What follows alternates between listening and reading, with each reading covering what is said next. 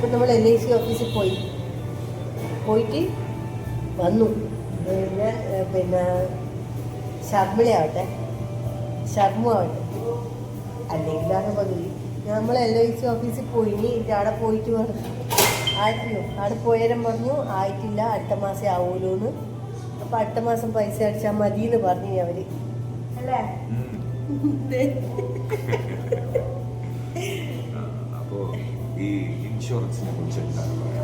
ഇൻഷുറൻസിനെ കുറിച്ച് എനിക്ക് വ്യക്തിപരമായ അഭിപ്രായത്തിൽ പറയുകയാണെങ്കിൽ അവർ പറയുന്നത് ആദ്യമൊന്നും വിശ്വസിക്കരുത്.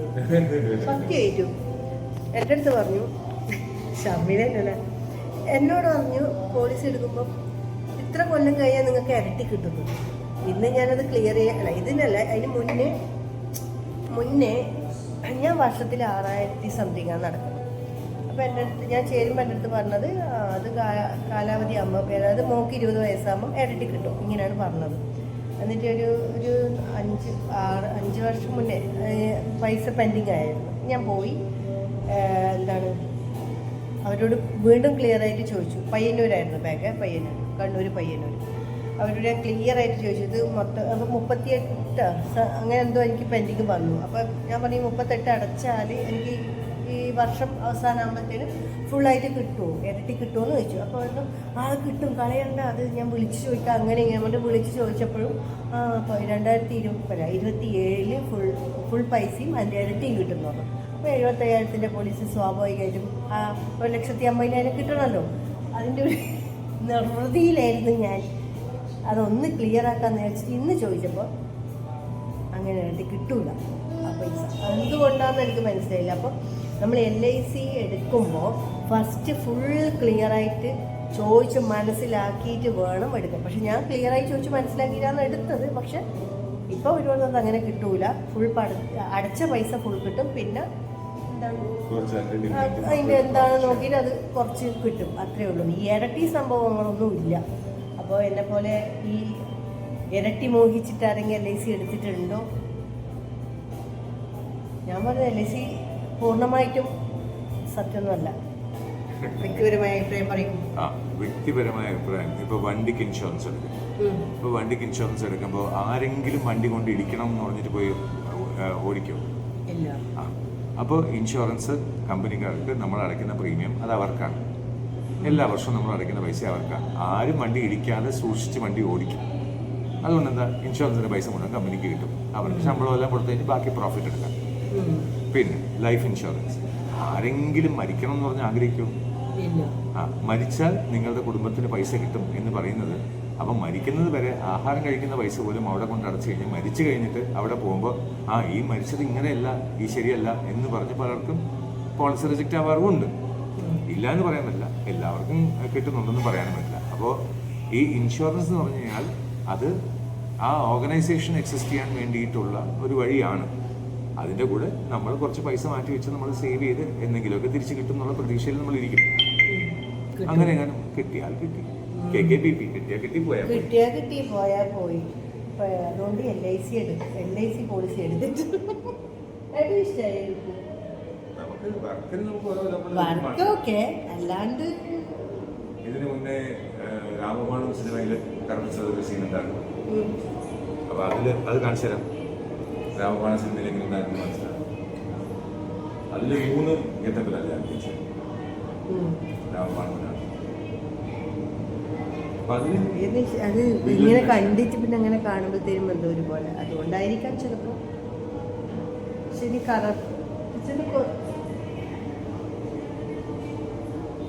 പക്ഷെ ഇതല്ലേ, ഈ വൈറ്റ് അല്ലേ ലുക്ക്? സമാധാന ലുക്ക്. ഇത് വില്ലനല്ലേ? വൈറ്റ് തന്നെയാണ് ലുക്ക് വരുന്നത്. പക്ഷെ ഇതിപ്പം പെർമനന്റ് ആയിട്ട് അത് ചെയ്യുന്നത് വേണ്ട എന്ന് തീരുമാനിച്ചു നമ്മള്.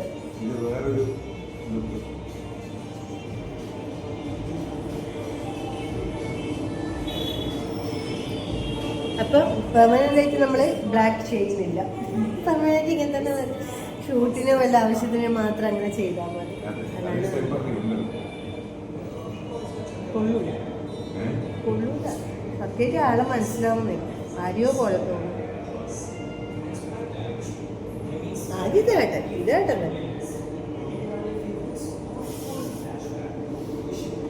തെറ്റൊന്നുമില്ല, അതൊക്കെ സമ്മതിച്ചു.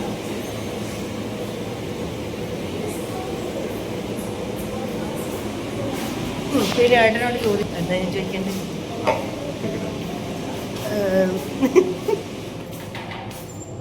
വെറുതെ എന്നാ അപ്പൊ എന്നാണ് ഇന്ന് വർക്ക് ഉണ്ടായിരുന്നില്ല അല്ല, ഇന്ന് വർക്ക് ഉണ്ടായിരുന്നില്ല. അപ്പൊ ഇന്ന് ആകെയുള്ള വർക്ക് കഴിക്കാം. രാവിലെ വർക്ക് ഉണ്ടായിരുന്നു, ഇപ്പൊ വൈകുന്നേരം ഡബിങ്ങിന് പോകണം.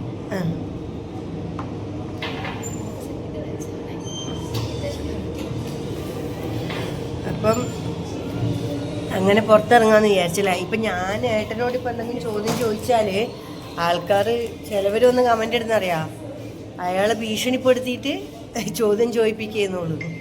ഭീഷണിപ്പെടുത്തിയിട്ടാണ് ഞാൻ ചോദ്യം ചോദിക്കുന്നത്. അങ്ങനെയാണോ?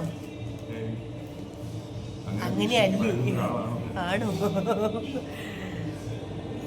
ഏട്ടൻ്റെതായ ഒരു നിലപാടുണ്ട്, അതിൽ മാത്രമേ നിൽക്കുള്ളൂ. ഇപ്പം ഞാൻ എന്ത് പറഞ്ഞാലും ഏട്ടന് ശരിയെന്ന് തോന്നുന്നത് മാത്രമേ ഏട്ടൻ ചെയ്യുള്ളൂ. Am I right? അതേപോലെ നിനക്ക് എന്താണോ ശരി അത് ചെയ്യാനുള്ള ഫുൾ ഫ്രീഡം തരികയും ചെയ്യും. അതാണ്, കണ്ടല്ലോ. അല്ലാണ്ട് നമ്മൾ ഒരാളെ എങ്ങനെ എന്താണ് അത് പറയുമെന്ന് പറഞ്ഞിട്ട് പറയുന്നതിൽ ഒരർത്ഥവുമില്ല അല്ലേ? അവർക്ക് തോന്നിയിട്ട് ചെയ്യുമ്പോഴാണ് പറയാം. പുതിയ വർക്ക് നിങ്ങൾ മറ്റേ ഇതിനകത്ത് പൊളിച്ചടുക്കിയല്ലോ, ടോം ആൻഡ് ജെസ്സിയിൽ. അടിപൊളിയായിരുന്നു. പിന്നെ പുതിയൊരു വെബ് സീരീസിന്റെ വർക്ക് വരുന്നുണ്ട്.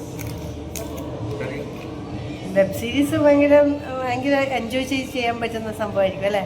നിങ്ങളെ ഇഷ്ടപ്പെട്ട ആരും ഉണ്ടെന്നൊക്കെ പറയുന്നുണ്ടായിരുന്നു അതിനകത്ത്. നിങ്ങളെ എന്താണ്, നമുക്ക് വെയിറ്റ് ചെയ്യാം. അപ്പൊ അതിനു വേണ്ടി വെയിറ്റിംഗ്.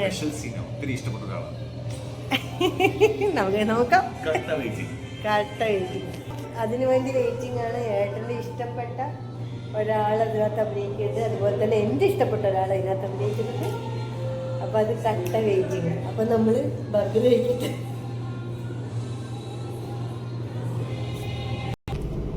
അപ്പം അങ്ങനെ നമ്മൾ ബർഗർ കഴിച്ചു. നമ്മളിതാ ബർഗർ കഴിച്ച ക്ഷീണത്തിന് ക്രിസ് ഒന്നും മിണ്ടുന്നില്ല. എനിക്കത് ഒന്ന് കഴിച്ചപ്പോ തന്നെ ഫില്ലായി. ഞാനും ഒന്ന് കഴിക്കുന്നതിന് മുന്നേ ഫില്ലായി. പിന്നെ പൈസ കൊടുത്ത സാധനം തിന്നണല്ലോ എന്ന് വിചാരിച്ചിട്ട്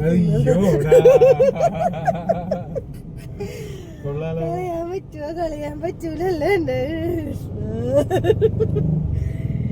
പൈസ കൊടുത്ത് മേടിച്ച സാധനമല്ല എങ്ങനെയാ തിന്നോണ്ടിരിക്കല് എന്ന് വിചാരിച്ചിട്ട് തിന്നതല്ലേ പാ.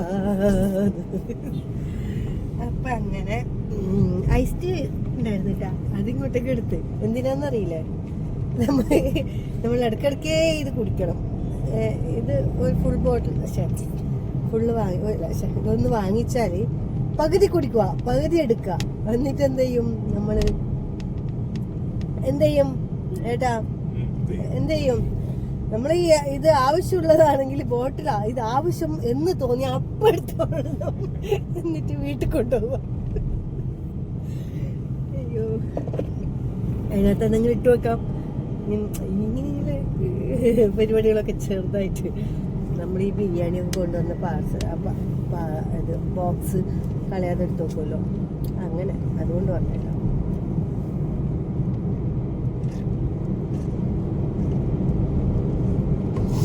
അപ്പം ഞാൻ തിരിച്ച് വീട്ടിലോട്ട് പോവാണ്. ഏട്ടന് വർക്കുണ്ട്, ഡബിങ് ആർട്ടിസ്റ്റിന് ഡബിങ് ഉണ്ട്. എനിക്ക്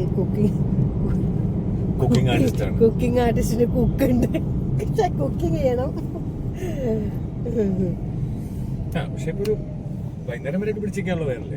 അമ്മോ, ഇന്ന് ഫുള്ള് പിടിച്ചേക്കാനുള്ളതുണ്ട്. ഇന്ന് കഴിച്ചിട്ടില്ലെങ്കിൽ കുഴപ്പമൊന്നുമില്ല.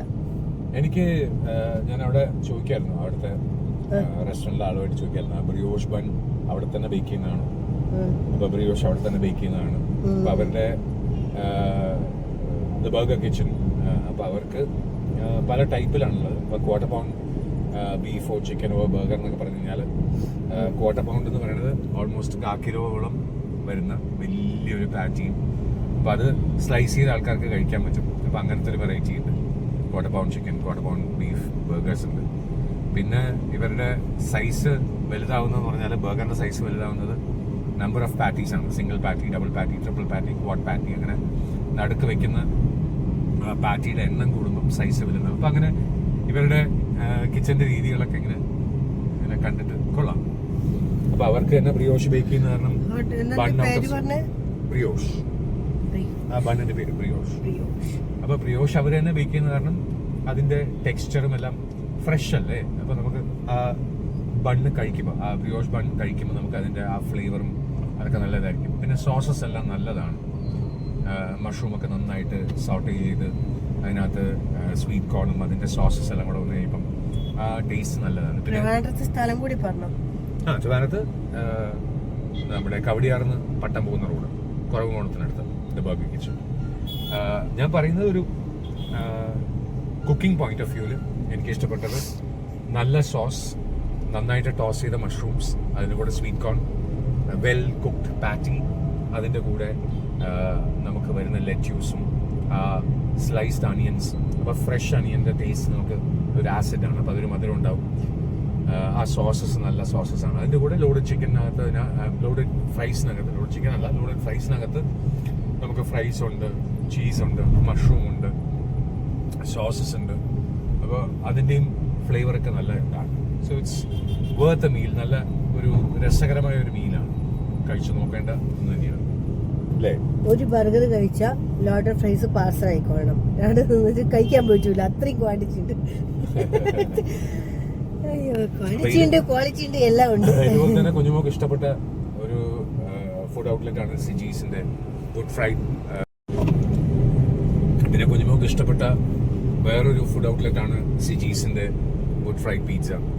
അപ്പോൾ ഇത് പ്രൊമോഷനൊന്നുമല്ല, അവർക്ക് വേണ്ടിയിട്ട് ചെയ്യുന്നതല്ല. ഞാൻ ബ്രാൻഡ് നെയിം പറഞ്ഞുകൊണ്ട് ഇനി അങ്ങനെ വിചാരിക്കണ്ട. അപ്പോൾ അതിൽ സിജീസിൽ ടിപ്പിക്കൽ ഇറ്റാലിയൻ സ്റ്റൈലുള്ള തിൻ ക്രസ്റ്റ് ഉണ്ട്, അല്ലെങ്കിൽ തിക്ക് ക്രസ്റ്റ് ഉണ്ട്. അതിൽ തന്നെ ടോപ്പിങ്സ് ഇപ്പോൾ ഫ്ലോറന്റൈൻ വൈറ്റ് സോസിലുള്ളതുണ്ട്, അല്ലാതെ സോസ് ടമാറ്റിൻ്റെ ടൈപ്പിലുള്ള പിസ്സാസ് ഉണ്ട്. അപ്പോൾ എല്ലാം അവിടെ പിസ്സ ഒരു റെഗുലർ നമ്മൾ ഈ ബണ്ണ് പോലത്തെ ബ്രെഡിൽ നമ്മൾ കഴിക്കുന്ന പിസ്സ അല്ല. അവിടെ തന്നെ നന്നായിട്ട് ബേക്ക് ചെയ്യുന്ന വുഡ് അവനിൽ ബേക്ക് ചെയ്യുമ്പം അതിൻ്റെ ടേസ്റ്റ് വേറെയാണ്. സോ അതും നല്ല ഇൻട്രസ്റ്റിംഗ് ആയിട്ട് തോന്നിയിട്ടുണ്ട്. സോ ഇവിടെ ഇപ്പോൾ ട്രിവാൻഡ്രം എൻ്റെ ഓർമ്മയിൽ പണ്ട് ഒരു ആംബ്രോസിയും ഒരു കോഫി ഹൗസും മാത്രമേ ഉണ്ടായിരുന്നുള്ളൂ. സാധാരണക്കാർക്ക് കാപ്പിയും ബട്ട്ലറ്റും കഴിക്കാൻ കോഫി ഹൗസും, പിന്നെ ഈ സ്പെഷ്യലായിട്ട് കോളേജ് സ്റ്റുഡൻസിനൊക്കെ പോകാൻ ആംബ്രോസി, അങ്ങനെ ആയിരുന്നു. അത് കഴിഞ്ഞിട്ട് പിന്നെ റെസ്റ്റോറൻറ്റ് ലെവലിലുണ്ടായിരുന്നത് ഡൗൺ ടൗൺ ഉണ്ടായിരുന്നു. ഡൗൺ ടൗണിൽ ഞാൻ എപ്പോഴും പോകും. അവിടെ കോൾഡ് സ്ലാവ് സാൻഡ്വിച്ചൊക്കെ നല്ല രസമായിരുന്നു. അപ്പോൾ ആ സമയത്ത് അങ്ങനത്തെ ഒരു ക്വിസീൻ നമുക്ക് വേറെ എവിടെയും കിട്ടില്ലായിരുന്നു. ഡൗൺ ടൗൺ ഉണ്ടായിരുന്നു. അതേപോലെ കലവറ എന്ന് പറഞ്ഞൊരു റെസ്റ്റോറൻറ്റ് ഉണ്ടായിരുന്നു. ഇത്രയൊക്കെ ഉണ്ടായിരുന്നു. ഇപ്പോൾ ഫുഡ് ഔട്ട്ലെറ്റ്സിൻ്റെ എണ്ണം ഇപ്പോൾ കുറവണ സൈഡിൽ തന്നെ ബർഗർ കിച്ചൺ ആയാലും ലോഡഡ് ഫ്രൈസ് ആയാലും അങ്ങനെ കുറേ അറബിക് ഡിഷസ് ഉള്ള സ്ഥലമുണ്ട്. ഇറ്റാലിയൻ ക്വിസീൻ ഉണ്ട്, ജ്യൂസിൻ്റെ ഉണ്ട്, റഹ്മാനിയ ബിരിയാണി ഹൗസ് ഉണ്ട്.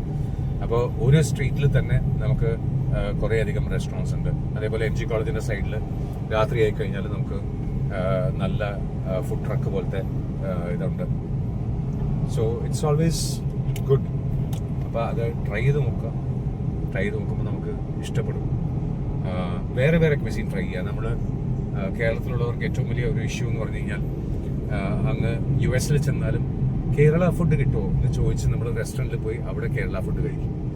അങ്ങനെ ചെയ്യുമ്പോൾ നമുക്ക് വേറെ ക്വിസീൻ്റെ ടേസ്റ്റ് അറിയാൻ പറ്റില്ല. ഇപ്പോൾ കുഞ്ഞുമോളുടെ പേഴ്സണൽ എക്സ്പീരിയൻസ്, ഇപ്പോൾ നീ പല സ്ഥലത്ത് നമ്മൾ പോയിട്ട് നമ്മൾ പല പുതിയ പുതിയ ഡിഷസും അവിടുത്തെ വെറൈറ്റീസും റായൽസീമയിലെ ഫുഡും ആന്ധ്രയിലെ ഫുഡും ഒക്കെ നമ്മൾ കഴിച്ചല്ലോ. ആ എക്സ്പീരിയൻസ് എങ്ങനെയുണ്ട് പറഞ്ഞേ?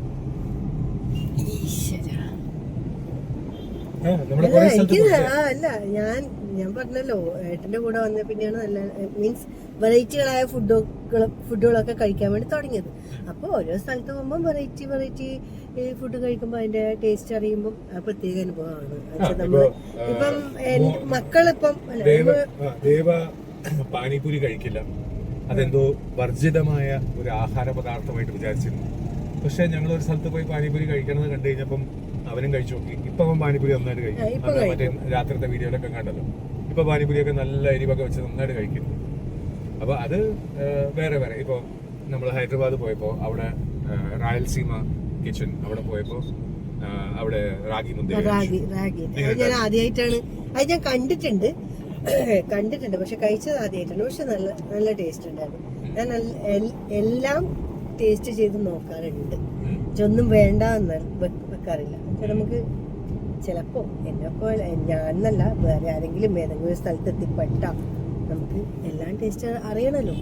ഇന്നതേ പറ്റുള്ളൂ എന്ന് പറഞ്ഞിട്ട് കാര്യമില്ലല്ലോ, എല്ലാ ടേസ്റ്റും അറിയണം. പിന്നെ നമ്മൾ പഞ്ചാബി ഫുഡ് കഴിച്ചിട്ടുണ്ട്. എല്ലാം മാക്സിമം എല്ലാം ട്രൈ ചെയ്തില്ലേ? പഞ്ചാബി, മുഗലായി, പിന്നെ ഏതാ നമ്മൾ കഴിച്ചില്ലേ, മോമോസ് നമ്മൾ കഴിക്കാൻ പോയിട്ടുണ്ട്. മോമോസിന് മാത്രം എനിക്ക് വിട പറഞ്ഞു. സംഭവം ഒന്നുമല്ല. അത് ഒരു സ്ഥലത്ത് കഴിച്ചപ്പോ നല്ലതല്ല. നല്ല ഇഷ്ടമുണ്ടായിരുന്നു മോമോസ്.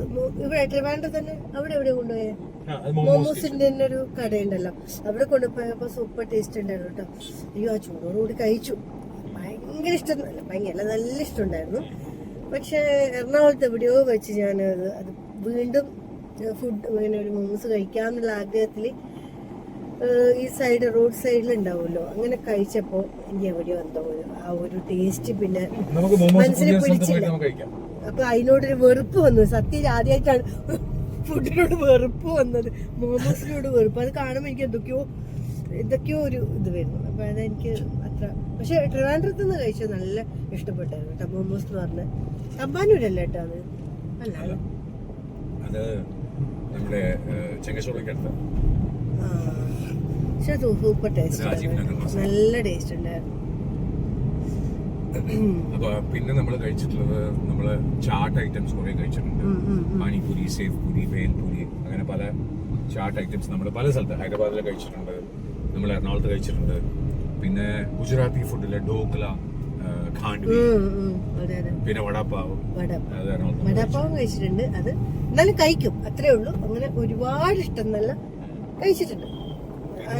പിന്നെ എന്തൊക്കെയാ നമ്മൾ അങ്ങനെ സ്പെഷ്യൽ ആയിട്ട് കഴിച്ചിട്ടില്ല. ഫുഡിനെ കുറിച്ച് പറയുകയാണെങ്കിൽ ഓരോ സ്ഥലത്തിന് അതിൻ്റെതായിട്ടുള്ള രുചികളുണ്ട്. ഇപ്പോൾ തമിഴ്നാട് പോയി കഴിഞ്ഞാൽ ഇഡ്ഡലിയും കുർമയാണ് കഴിക്കുക. നമ്മളെ സാധാരണ ഇഡ്ഡലി ചമ്മന്തിയാണ് നോക്കുക, ഇഡ്ഡലി കുർമയുണ്ട്, അത് വേറെ ടേസ്റ്റാണ്. ശ്രീലങ്കൻസും അതുപോലെ തന്നെ അവിടെ വീശ് പൊറോട്ടയും അതിനോടൊപ്പം അവർ കഴിക്കുന്ന കിരിഹോദിയും പരിപ്പ് കറിയും അങ്ങനെയൊക്കെ മിക്സ് ചെയ്തൊക്കെ കഴിക്കുന്ന, അവിടെ ഇടിയപ്പവും പരിപ്പ് കറിയും കിരിഹോദിയും കൂടെ ചേർത്തിട്ട് നമ്മുടെ മാപ്പിളശ്വതി എന്ന് പറയുന്നത് തിരുനെൽവേലി സൈഡിൽ. അപ്പം അങ്ങനെ ഓരോ സ്ഥലത്തെ ഫുഡിന്റെ ടേസ്റ്റ് ഉണ്ട്.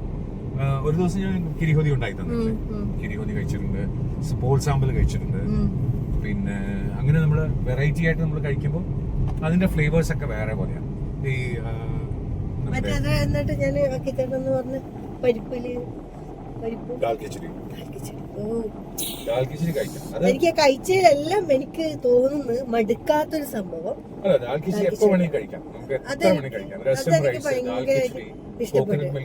ഇതെല്ലാം എത്ര വേണമെങ്കിൽ കഴിക്കാം. ഇത് എനിക്ക് അങ്ങനെ മടുപ്പം തോന്നിയില്ല, നല്ല ടേസ്റ്റ്. അതിന്റെ ഒരു അച്ചാറും കൂടി അന്ന് നമ്മള് മറ്റേ മാങ്ങേന്റെ അല്ല വേറൊരു അച്ചാർ എടുത്തില്ല നമ്മള്, എന്തോ ഉണക്കിയിട്ട് മാങ്ങേന്റെ ഉണക്കിയിട്ടല്ല, ചീവിട്ട്, അത് തൊക്ക്. അത് നല്ല ടേസ്റ്റ് ഉണ്ടായിരുന്നു. അതും